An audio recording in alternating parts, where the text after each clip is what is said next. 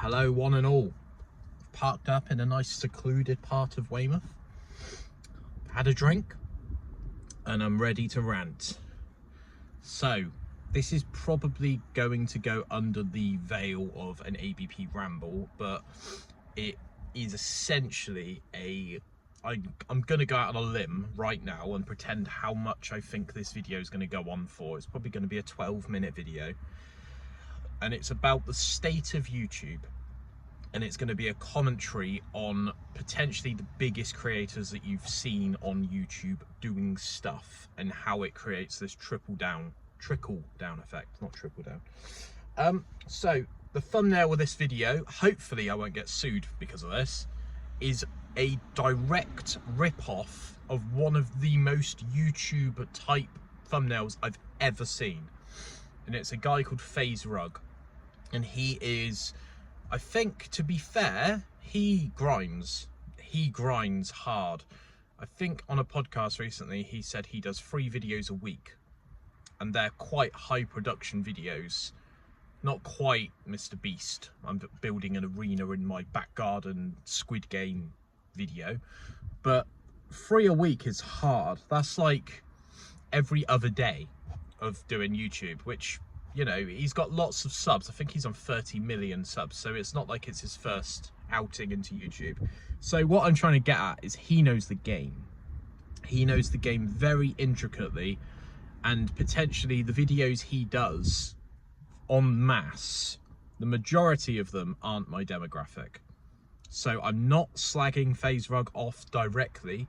All I'm doing is pointing out that he seems to have a template which people seem to sort of repeat and copy paste. And there's a lot of creators like this that know the algorithm, they know what hits, they know what day and time to upload, they know who they're targeting, and they then obviously get sponsors and stuff like that based on what they're talking about in the video. So FaZe Rug, I first got into his content through Sam and Colby. And I quite like the other guy that runs FaZe called FaZe Banks, and that's through Mike Malak, who is really good friends with Logan Paul, who we'll get onto in a bit. And I listen to Impulsive quite a lot, so he's on that a lot, and he's on other people's podcasts a lot. I think he's recently been on Steve-O's Wild Ride, and I think he's a really nice, decent person. But it's funny how these people all, like, they're all in LA and everyone culminates together, and, you know, there's a melting pot of influencers and stuff like that. But one thing FaZe Rug seems to constantly hit, is 24-hour challenges, which is the thumbnail with this video as one of his video examples. And honestly, this thumbnail looks like I've asked ChatGPT to create a YouTube thumbnail. So hopefully you know what I'm talking about based on this, because you'll probably see the thumbnail and then you'll click the video and that will be me talking about it. But yeah, FaZe Rug, I really like your haunted stuff, but I don't think the stuff that you're making, which is like, I've hired a bounty hunter for 24 hours to track me down, I don't really think that's for me, so I can't really like have a go at it too much, because it's just, you know, it's the wrong genre for me as a 34-year-old person. Right, so next thing I want to talk about is a new product that YouTube is churning out, as they all seem to be doing it. I did actually try to find a Dairy Lunchable and a Feastables bar that's actually the new Feastables bar that isn't in the UK from the looks of it at the moment. So me and Casper have tried the old flavour of or formula of Feastables, or whatever it was called back then. So if you want to go check that out, that's probably like, I don't know, 60 videos behind or whatever. But essentially what's happening is, from a very cynical perspective, this is what happens when the rich get richer and the poor get poorer. So we now have the top 3 YouTubers on YouTube, basically, from what I can tell, other than T-Series, they've all got together, Logan Paul, KSI and Mr. Beast, Jimmy Donaldson, and they've created something called Lunchly, which, first things first, that sounds like the most corporate merger name for a Lunchable ever. Lunchly. It just sounds a bit shit. Sorry, I'm not sure if you're looking for market research, guys, because you obviously know what you're doing. But essentially, this is going to make Dairy Lee completely shit themselves, because it's going to be a bottle of Prime, which I'm assuming is a like normal bottle, 500ml bottle. I think that's what Prime is usually. It's that as a drink. It's basically a meal deal. And then I think they're doing pizza, which I don't think you should eat pizza cold unless it's from the night after, like the night, you know, if you order Domino's pizza and you don't eat all of it and then the next day you've got cold pizza, at least at some point it was warm. But Dairy Lee Lunchables have always been something that I kind of grew up with, as weird as that sounds. They've always been around me, and I always thought that they were quite a UK thing. So I don't know if this is something that KSI's thought of and he's like presented it to his creators and stuff. But it's changed quite a lot. So let me go back to my initial point. So it will be a bottle of Prime, which is run by KSI and Logan Paul.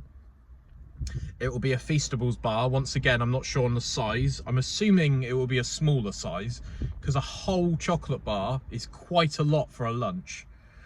And there'll be a thing in the middle which will be like pizza, turkey stackums, which is something that's a direct comparison of Dairy Lee, or it will be like ham and cheese with a cracker. And the Instagram for this product has already gone fucking crazy. There seems to be this thing now as well on YouTube and Instagram and Twitter where it's more Instagram, to be fair. So Joyride, which is Ryan Trahan's sweet company, and I adore Ryan. I think he's a fantastic creator. Me and Casper watch all of his videos. He's fantastic. On Joyride, only he and his mascot for Joyride follow Joyride on Instagram, if that makes sense, and they've got like 200,000 followers. That seems to be a like marketing tool now, where only the creator of the product follows the product back or something like that. So yeah, this is gonna, once again, it's a disruptive market product. So Prime was going after Gatorade, and it seems to have absolutely annihilated Gatorade, at least from a UK perspective. Feastables has gone after Hershey's, and that seems to have made a pretty substantial dent in their revenue share. And yeah, I think when you're creating a product, this is coming from someone that is not an inventor from any stretch of the imagination, you either want to create something brand new or you want to improve on an existing product. And I think the reason Lunchly is going to exist is because it's better for you nutritionally. And I think that's always been like a running theme of these creators, where they want to make something that's healthier for kids or anyone that's like, you know, consumes it. And they almost want to call out the bullshit from like the FDA and the UK equivalent of the FDA, how we're just pumping sugar into everything and no one seems to actually care. So I do think there is a good intention behind this, but if you get Logan Paul, KSI and Mr. Beast in a room, they're probably going to make some money. So I'm yet to try it. I can't really judge it too much. I might do a side-by-side comparison if I can actually find a fucking Lunchable, because I can't find them in Weymouth. They just don't exist. I might have to go to like one of these like warehouse outlet like bargain bin shops or something. I don't know. I don't really have time to do that today. Also, just to end, Hulk Tour. Haven't actually mentioned this yet because there's no point in mentioning it, because it will probably disappear in 6 months. But the woman from TikTok, I think, she said like one sentence and went viral, and now she's like a millionaire and it's all just a bit mental. She started a podcast, and I think she's had I really like this comedian, I don't want to get this wrong, Whitney Cummings, on her podcast. And I just don't really see why this podcast needs to exist. But I suppose, you know, I'd be a massive hypocrite to like try and silence other people's podcasts. She's obviously got some sort of following and she's got some sort of marketability, so, you know, fair play to her. I've written Hawk Tour podcast needs to go in my notes, and I don't really know why. I don't know why I've outed her directly. I don't know what she's going to talk about. So the Hawk Tour thing is like a sexual innuendo. I won't go into that too much because I don't really want to listen back to me talking about that in 10 years. But yeah, it's a wild time on YouTube at the moment. Like a really strange ecosystem of just massive influencers dominating the market. And also, just to end as well on the whole Lunchly thing, Logan Paul and Mr. Beast, I don't need to watch your content other than Logan Paul's Impulsive, which is when he gets guests on. It's usually wrestlers now. I watch KSI and I watch Sidemen quite a lot. I think they're actually on top of the world at the moment in terms of UK market. But I don't really engage with Mr. Beast too much. And Logan Paul, ever since he sued CoffeeZilla, I've actually unfollowed him off everything on my social media. Because I just think, once again, that's another example of someone stupidly rich dominating someone stupidly not rich. Not that CoffeeZilla's poor, I know his Patreon's doing quite well, but yeah, that's a whole different conversation for another day. But yeah, I think that's encapsulated everything in 12 minutes. So yeah, if you like this video and you want to see more content like this, more commentary, more opinions, that's essentially what a YouTube channel is, it's just a load of opinions, then let me know. And yeah, it's nice to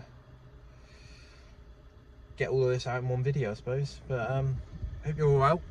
Hope you're all well. And yeah, let me know if there's any products out there you want me and Casper to review in the next coming weekends. And that's it really. So yeah, bye.